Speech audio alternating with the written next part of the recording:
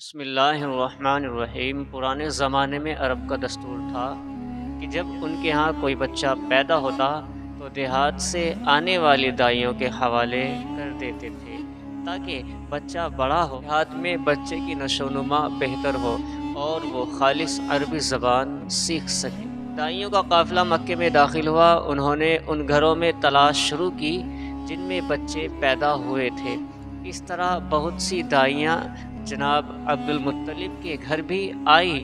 نبی کریم صلی اللہ علیہ وسلم کو دیکھا، لیکن جب انہیں معلوم ہوا کہ یہ بچہ تو یتیم پیدا ہوا ہے تو اس خیال سے چھوڑ کر آگے بڑھ گئی کہ یتیم بچے کے گھرانے سے انہیں کیا ملے گا۔ اس طرح دائیاں آتی رہی جاتی رہی، کسی نے آپ کو دودھ پلانا منظور نہ کیا، اور کرتی بھی کیسے؟ یہ سعادت تو حضرت حلیمہ سعدیہ رضی اللہ تعالی عنہا کے حصے میں آنا تھی۔ جب حلیمہ رضی اللہ تعالی عنہا مکہ پہنچی تو انہیں معلوم ہوا سب عورتوں کو کوئی نہ کوئی بچہ مل گیا ہے، اور اب صرف وہ بغیر بچے کے رہ گئی ہیں، اور اب کوئی بچہ باقی نہیں بچا۔ ہاں، ایک یتیم بچہ ضرور باقی ہے جسے دوسری عورتیں چھوڑ گئی ہیں۔ حلیمہ سعدیہ نے اپنے شوہر عبداللہ ابن حارث سے کہا، خدا کی قسم مجھے یہ بات بہت ناگوار گزر رہی ہے کہ میں بچے کے بغیر جاؤں، دوسری سب عورتیں بچے لے کر جائیں، یہ مجھے طعنے دیں گی، اس لیے کیوں نہ ہم اس یتیم بچے کو لے لیں۔ عبداللہ بن حارث بولے، کوئی حرج نہیں، ہو سکتا ہے اللہ اسی بچے کے ذریعے ہمیں خیر و برکت عطا فرما دے۔ چنانچہ حضرت حلیمہ سعدیہ رضی اللہ تعالی عنہا عبد المطلب کے گھر گئی۔ جناب عبد المطلب اور حضرت آمنہ نے انہیں خوش آمدید کہا۔ پھر آمنہ انہیں بچے کے پاس لے آئی۔ آپ اس وقت ایک اونچی چادر میں لپٹے ہوئے تھے، وہ چادر سفید رنگ کی تھی، آپ کے نیچے ایک سبز رنگ کا ریشمی کپڑا تھا، آپ سیدھے لیٹے ہوئے تھے، آپ کے سانس کی آواز کے ساتھ مشک سی کی خوشبو بھی پھیل رہی تھی۔ حلیمہ سعدیہ رضی اللہ تعالی عنہا آپ کے حسن و جمال کو دیکھ کر حیرت زدہ رہ گئی۔ آپ اس وقت سوئے ہوئے تھے، انہوں نے جگانا مناسب نہ سمجھا، لیکن جو ہی انہوں نے پیارے آقا حضرت محمد مصطفیٰ صلی اللہ علیہ وسلم کے سینے پر اپنا ہاتھ رکھا، آپ مسکرا دیے اور آنکھیں کھول کر ان کی طرف دیکھنے لگے۔ حضرت حلیمہ سعدیہ رضی اللہ تعالی عنہا فرماتی ہیں، میں نے دیکھا آپ کی آنکھوں سے ایک نور نکلا جو آسمان تک پہنچا۔ میں نے دیکھا آپ کی آنکھوں سے ایک نور نکلا جو آسمان تک پہنچ گیا۔ میں نے آپ کو گود میں اٹھا کر آپ کی دونوں آنکھوں کے درمیان جگہ پر پیار کیا۔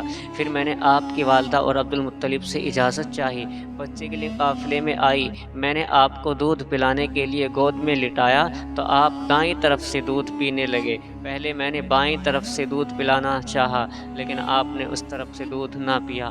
دائیں طرف سے آپ فوراً دودھ پینے لگے، بعد میں بھی آپ کی یہی عادت رہی، آپ صرف دائیں طرف سے دودھ پیتے تھے، بائیں طرف سے میرا بچہ دودھ پیتا رہا۔ پھر قافلہ روانہ ہوا۔ حلیمہ سعدیہ رضی اللہ تعالیٰ عنہ فرماتی ہیں، میں اپنے خچر پر سوار ہوئی، آپ کو ساتھ لے لیا۔ اب جو ہمارا خچر چلا تو اس قدر تیز چلا کہ اس نے پورے قافلے کی سواریوں کو پیچھے چھوڑ دیا۔ پہلے وہ مریل ہونے کی بنا پر سب سے پیچھے رہتا تھا۔ میری خواتین ساتھی حیرانگی سے مخاطب ہوئی، اے حلیمہ، یہ آج کیا ہو رہا ہے؟ تمہارا خچر اس قدر تیز کیسے چل رہا ہے؟ کیا یہ وہی خچر ہے جس پر تم آئی تھی اور جس کے لیے ایک ایک قدم اٹھانا مشکل تھا؟ جواب میں میں نے ان سے کہا، بے شک یہ وہی خچر ہے، اللہ کی قسم اس کا معاملہ عجیب ہے۔ پھر یہ لوگ بنو سعد کی بستی پہنچ گئے۔ ان دنوں یہ علاقہ خشک اور قحط زدہ تھا۔ حلیمہ سعدیہ رضی اللہ تعالیٰ عنہ فرماتی ہیں، اس شام جب ہماری بکریاں چر کر واپس آئیں تو ان کے تھن دودھ سے بھرے تھے، جبکہ اس سے پہلے ایسا نہیں تھا۔ ان میں سے دودھ بہت کم اور بہت مشکل سے نکلتا تھا۔ ہم نے اس دن اپنی بکریوں کا دودھ دوہا تو ہمارے سارے برتن بھر گئے، اور ہم نے جان لیا کہ یہ ساری برکت اس بچے کی وجہ سے ہے۔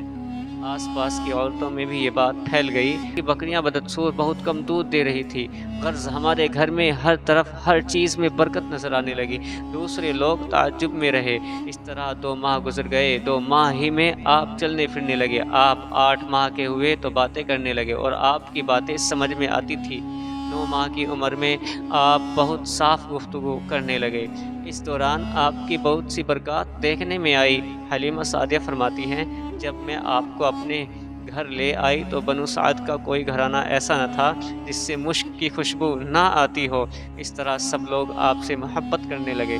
جب ہم نے آپ کا دودھ چڑھایا تو آپ کی زبان مبارک سے یہ الفاظ نکلے، اللہ اکبر کبیرن والحمد للہ کثیرن وسبحان اللہ بکرۃ واسیلا، یعنی اللہ تعالیٰ بہت بڑا ہے، اللہ تعالیٰ کے لیے بے حد تعریف ہے اور کا اثر نہ ہو جائے۔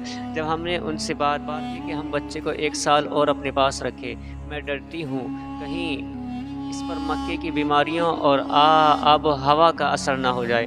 جب ہم نے ان سے بار بار، اس کے بعد آپ اپنے بھائی بہنوں کے ساتھ جانے لگے۔ آپ خوشی خوشی جاتے اور واپس آتے۔ ایسے میں ایک دن میرے بچے خوف زدہ انداز میں ڈرتے ہوئے آئے اور گھبرا کر بولے، امی جان جلدی چلیے ورنہ بھائی محمد صلی اللہ علیہ وسلم ختم ہو جائیں گے۔ یہ سن کر ہمارے تو ہوش اڑ گئے۔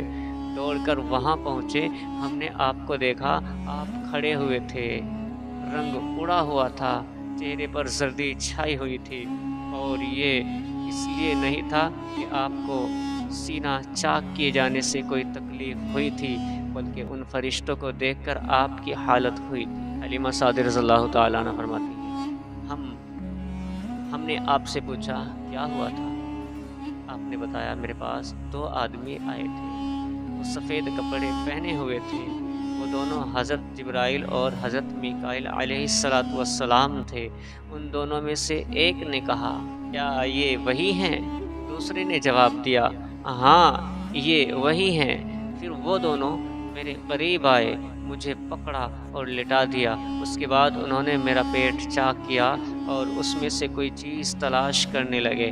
آخر انہیں وہ چیز مل گئی اور انہوں نے اسے باہر نکال کر پھینک دیا۔